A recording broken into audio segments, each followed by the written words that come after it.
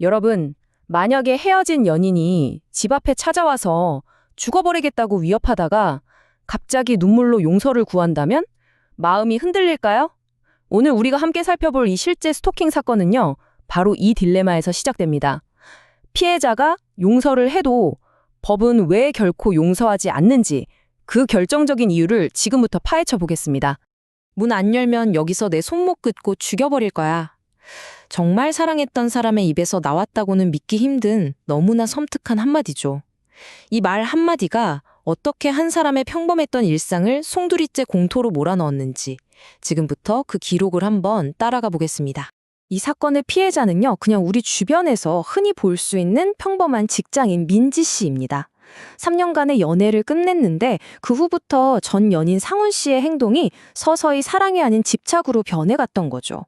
처음에는 그냥 애원하는 문자였는데 답이 없으니까 곧 휴대폰이 마비될 정도로 부재중 전화를 퍼붓고 급기야는 집 주변을 막 어슬렁거리기 시작한 거예요.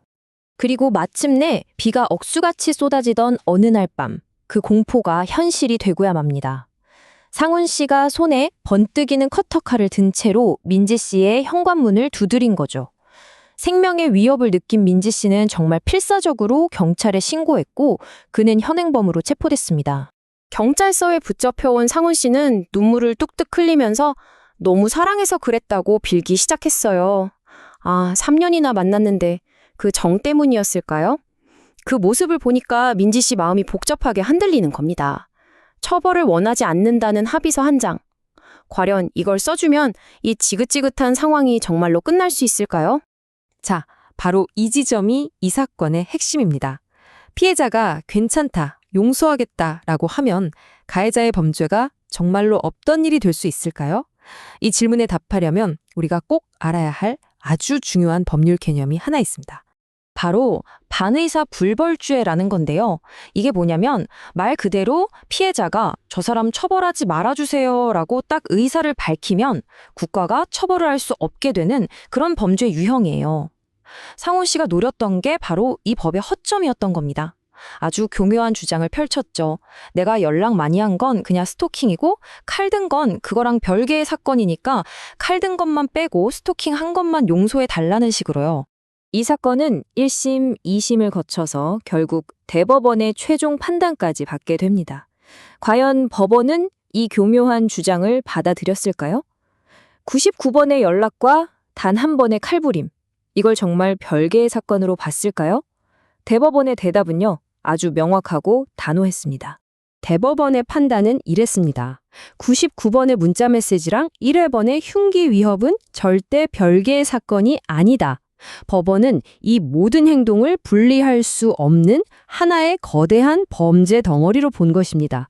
법률 용어로는 이걸 포괄일죄라고 하는데요.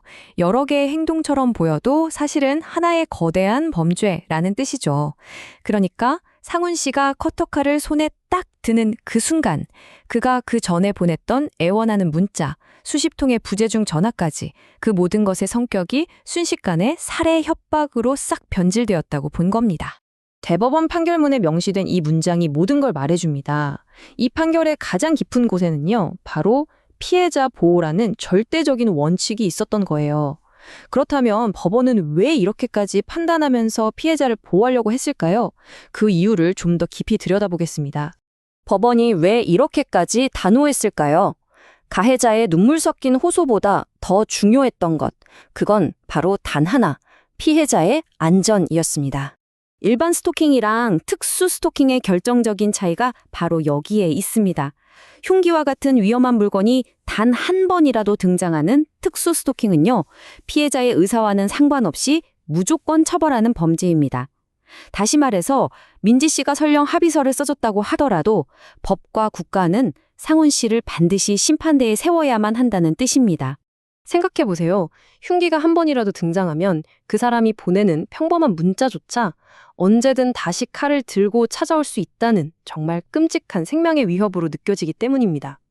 그래서 법원은 피해자가 보복이 두려워서 억지로 합의해주는 그런 2차 피해를 막기 위해 국가가 직접 개입해야 한다고 선언한 것입니다. 자, 그렇다면 이 판결은 우리에게 무엇을 알려줄까요? 정말 만약에 내가 혹은 내 소중한 사람이 이런 끔찍한 상황에 처한다면 어떻게 해야 할까요? 법의 보호를 제대로 받기 위한 가장 중요한 행동 지침, 지금부터 딱 알려드립니다. 가장 먼저 절대 감정적으로 대응하지 말고 모든 증거, 그러니까 문자나 통화 기록 같은 것들을 침착하게 수집해야 합니다. 둘째, 경찰에 신고하면서 접근 금지 같은 잠정 조치를 강력하게 요청해서 즉각적인 보호를 받아야 하고요. 셋째, 가해자가 진심으로 반성하는 게 아니라면 섣부른 합의는 절대 금물입니다. 마지막으로 말하기 힘든 위급 상황을 대비해서 112 긴급신고 앱을 미리 설치해두는 것이 정말 중요합니다. 오늘 우리가 함께 살펴본 이 판결은 하나의 분명한 메시지를 던집니다. 흉기가 등장한 스토킹은 더 이상 개인 간의 사람 싸움이 아니라 피해자의 용서 여부와 관계없이 국가가 반드시 개입하는 중범죄라는 사실입니다. 혹시 지금 두려움 속에 있다면 혼자가 아님을 꼭 기억하세요. 법은 당신을 보호하기 위해 존재하고 그 문을 두드릴 용기만 있다면 반드시 당신 편이 되어줄 겁니다.